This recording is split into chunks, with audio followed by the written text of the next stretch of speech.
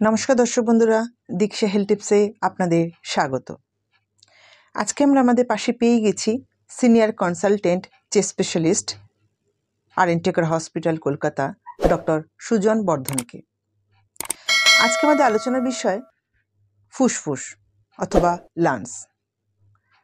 এই ফুসফুস বা লাংসকে আমরা কিভাবে ভালো রাখবো, কিংবা বলতে পারেন এই কিভাবে আমরা কি প্রসিডিওরের মাধ্যম দিয়ে আমরা এই লাংস বা ফুসফুসকে কেয়ার করব। সবথেকে বড় কথা, কোভিডের পর এই লাংস অথবা ফুসফুসের পরিচর্যা সম্পূর্ণটাই জেনে নেব ডক্টর সুজন বর্ধনের কাছ থেকে। নমস্কার, আমি doctor Sujan Bardhan, senior consultant chest specialist, Rabindranath Tagore hospital Kolkata. আজকে আমি আপনাদের সঙ্গে ফুসফুসের সংক্রমণ নিয়ে কথা বলতে চাই। আজকের দিনে সারা পৃথিবীতে ফুসফুসের সংক্রমণ একটা বিশেষ বড় একটা মাত্রায় বেড়ে চলেছে। ফুসফুসের সংক্রমণ যখনই আমরা ভাবি, তখন আমরা দু রকম পপুলেশনকে আমরা ক্যাটার করি। একটা হচ্ছে হেলদি পপুলেশন, যারা 60 বছরের তলায়, আর একটা পপুলেশন যেটা হচ্ছে ইমিউনো কম্প্রোমাইজড বা এল্ডারলি পপুলেশন, যারা 60 থেকে 65 বছরের উপরে। 60 বছরের তলায় যারা হেলদি পপুলেশন, তাদের মধ্যে যখন যেটা সবচেয়ে কমনলি আমরা দেখে থাকি সেটা হচ্ছে ভাইরাল ইনফেকশনস, যেটা আমরা সবাই লাস্ট 2-3 বছরে আমরা দেখেছি কিভাবে কোভিড সারা পৃথিবীতে এক তাণ্ডব মাচিয়ে গেছে। এই কোভিডের সিনারিওর পরে আমরা যে ভাইরাল ইনফেকশনসগুলো আগে দেখতাম, যেগুলো অতটা সিভিয়ার ছিল না, হয়তো হালকা একটা ঠান্ডা লাগা, একটা নাক থেকে জল পড়া, হাঁচি, এ দিয়েই শুরু হতো, আর 1-2 দিনের মধ্যে সেটা ইমপ্রুভও করে যেত। হয়তো আমাদের সেটা কোনো তার কিছু বিশেষ মেডিসিনস বা বিশেষ কিছু তার জন্য আমাদের করতে হতো না। কিন্তু কোভিডের পরের ইয়েতে আমরা যেটা পাচ্ছি, ভাইরাল ইনফেকশনসগুলো খুব সিভিয়ার হয়ে উঠেছে। ইভেন ইনফ্লুয়েঞ্জা মতন একটা সিম্পল ভাইরাস, যেটা আগে আমরা খুব একটা পাত্তা দিতাম না, এখন ইনফ্লুয়েঞ্জা আমরা দেখছি ইভেন ইয়াং হেলদি পপুলেশনসে খুব সিভিয়ার রকমের নিউমোনিয়া করে উঠছে, যেটাতে পেশেন্টকে হয়তো ভর্তি হতে হচ্ছে, এমনকি ভেন্টিলেটরেও উঠতে হচ্ছে এই পেশেন্টসদের। সেই জন্য ভাইরাল ইনফেকশনসকে আজকে আমরা খুব লাইটলি না নেওয়াই ভালো। যদি কোনো ভাইরাল ইনফেকশন থাকে, যেটা মোস্ট কমন আমাদের সিমটমস থাকবে, সেটা হচ্ছে হালকা নাক থেকে জল পড়া, একটু কাশি হওয়া, মোস্টলি শুকনো কাশি পাই আমরা, হাত পা ব্যথা হওয়া, মাথা ব্যথা হওয়া।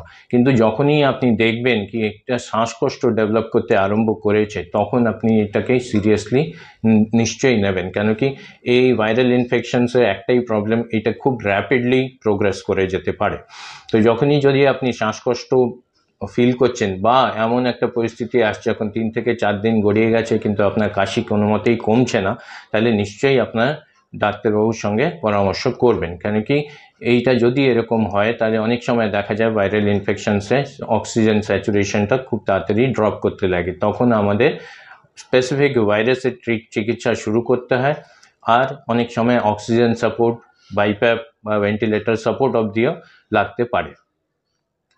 দ্বিতীয় সংক্রমণ যেটা আমরা বেশি দেখে থাকি, সেটা হচ্ছে ব্যাকটেরিয়াল ইনফেকশন। কখন? যদি একটা কাশি যেটা পারসিস্ট করছে, 4-5 দিন পেরিয়ে গেল, এবার আপনার কফটা হলুদ হতে লাগছে, আপনার জ্বর আসতে আরম্ভ করেছে, বুকে কোনো ব্যথা হচ্ছে, কাশলে, হাঁচলে, লম্বা নিঃশ্বাস নিলে যদি আপনি ফিল করছেন আপনার বুকে ব্যথা হতে আরম্ভ করছে, তার মানে আপনার একটা lower respiratory tract infection, mostly bacterial infections develop করেছে। যদি এরকম ব্যাকটেরিয়াল ইনফেকশনস ডেভেলপ করে, যে আমরা এই কাশিটা খুব হলুদ রঙের কফ আপনার বেরোতে আরম্ভ করে, আপনার জ্বরটা যদি প্যারাসিটামল না নেন সারা দিনই হয়তো একটা হাই গ্রেড ফিভার থাকতে পারে। তো এরকম কন্ডিশনেও আপনার সঙ্গে সঙ্গে ডাক্তার দেখানো উচিত। কেন কি এই ব্যাকটেরিয়াল ইনফেকশনস অনেক সময় দেখা যায় কি ফুসফুস থেকে ছড়িয়ে গিয়ে রক্ততে পৌঁছে গিয়ে সেপ্টিসিমিয়া বলে একটা খুব মারাত্মক অসুখ পরিণত হতে পারে। তো ব্যাকটেরিয়াল ইনফেকশন যখনই, যে কোনো কাশি যদি আপনার 3 থেকে 5 দিনের মধ্যে অ্যাডিকুয়েটলি ইমপ্রুভ করছে না, সেটা ভাইরাল হোক ব্যাকটেরিয়াল হোক, এইটা ইরেসপেক্টিভ অফ দ্যাট আপনাকে একটা ডাক্তারি পরামর্শ নিতে হবে। কারণ কি যদি ব্যাকটেরিয়াল ইনফেকশন আপনি নেগলেক্ট করছেন আর 7-10 দিন পেরিয়ে গেছে, তাহলে খুব সম্ভবত এই ব্যাকটেরিয়াল ইনফেকশন কিন্তু আর স্পেসিফিক লাংসে সীমিত থাকবে না, এটা হয়তো রক্ততে ছড়িয়ে যাবে। তো তাড়াতাড়ি অ্যান্টিবায়োটিক স্টার্ট করা, অনেক সময় ওরাল অ্যান্টিবায়োটিক্সে হয়তো রেসপন্ড করে না, তখন হয়তো হসপিটালাইজ হয় আইভি অ্যান্টিবায়োটিক বা আর অন্য যা কনজারভেটিভ ম্যানেজমেন্ট তার সেটা নিতে হয়। তো যে কোনো ইনফেকশন যদি ফুসফুসের সংক্রমণ হচ্ছে আপনার জ্বরের সঙ্গে হাই গ্রেড ফিভার, আপনার শ্বাসকষ্ট ডেভেলপ করছে, তখনই এইটাকে খুব সিরিয়াসলি নিতে হবে। আরেকটা পপুলেশন যেটা আমরা দেখি সেটা হচ্ছে এল্ডারলি পপুলেশন, যারা 65-র ওপরে, যারা ডায়াবেটিক, যাদের অন্য কোনো ইমিউনো কম্প্রোমাইজ স্টেট, যেটা যে হয়তো কোনো পেশেন্টের একটা ব্যাকগ্রাউন্ড ক্যান্সার আছে, তার কেমোথেরাপি চলছে, হ্যাঁ, কারোর HIV আছে, এই পেশেন্টসদের ক্ষেত্রে এদেরকে আমরা ইমিউনো কম্প্রোমাইজড বলি। এদের ক্ষেত্রে কিন্তু খুব সাবধানতা অবলম্বন করতে হয়, কারণ কি যে কোনো ছোট ইনফেকশন যেটা হয়তো নর্মাল হেলদি লোককে এফেক্ট করবে না, এনাদের ক্ষেত্রে কিন্তু সেটা মারাত্মক মাত্রায় বেড়ে যেতে পারে। আর এই ইমিউনো কম্প্রোমাইজড পেশেন্টসের ক্ষেত্রে কিন্তু দ্য ডিউরেশন অফ টাইম, যেটা আমরা নর্মাল পেশেন্টসদের বলে থাকি কি অ্যাটলিস্ট 5 days অবধি যদি আপনি কাশিটা দেখুন, যদি কাশিটা না কমে তাহলে ইউ টেক প্রপার অ্যাডভাইস।